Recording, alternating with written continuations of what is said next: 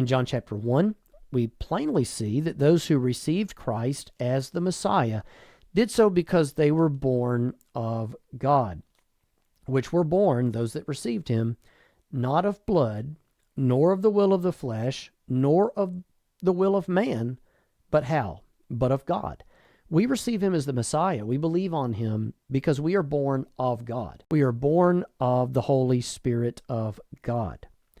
Again, not of blood, not because your parents were believers, not of the will of the flesh, your own, nor of the will of man, yourself or any other man, but you receive him because you are born of God.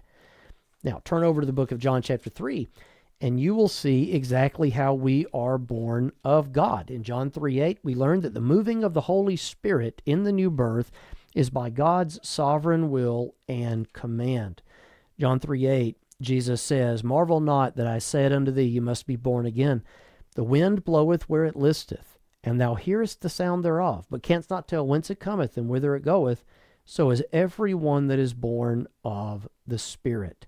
Jesus says here in John chapter 3 and verse 8 that the Holy Spirit in the new birth is by God's sovereign will and command, that we can no more cause the new birth than we could cause the blowing of the wind or prevent the blowing of the wind in nature.